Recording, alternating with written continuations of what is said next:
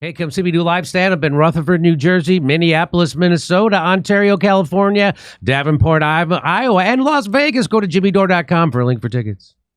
So this is, I just want to show you this. I saw this guy tweeted this out. I don't know who this guy is. His name is Murray.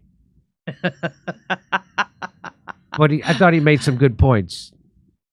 He says, what's happening to Trump was entirely predictable based on the patterns we've seen over the last 9 years. When I step back and look at everything in totality, one thought really stands out to me, that those in power are willing to burn the entire system to the ground for someone who merely presented the slightest inconvenience to their uniparty rule.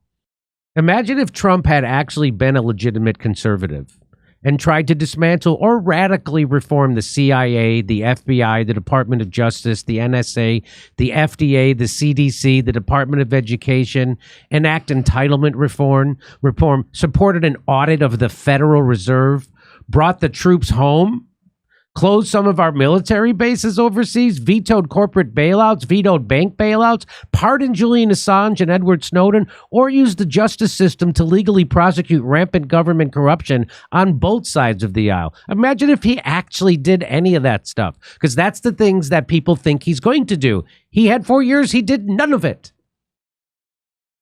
He did none of it. I think we all know what would happen to such a person. We all know they'd get JFK'd. That's what would happen. And that's probably why Donald Trump doesn't try to do any of it. The fact that none of those changes appeared to be on the table, yet they're crucifying him and his supporters anyway, shows how far gone the system truly is. Not simply because they're actually going after a former president, but that they're going after a relatively moderate one. That's what is mind-blowing to me, too. Mm-hmm. Trump is someone who's so willing to work with the establishment. But he might not do their imperialism exactly like they want. We're on a timetable, Jimmy. We have no time to fuck around with chaos. Got to hit 2030. Great reset. Liberals no longer liberate. They just legislate on the behalf of the powerful. That's what they do. And conservatives don't actually conserve anything. They're like Nicolas Cage spending at a car auction. Am I right? Come on. So I thought that was really well put by Murray, who actually goes by Rothbard 1776. This is who we're dealing with. These people are psychopaths. And they're doing this that is such a great point. They're going after a relatively moderate former president. We were supposed to get everybody deindustrialized by now. And that's because democracy of 2016, they can't have that ever again.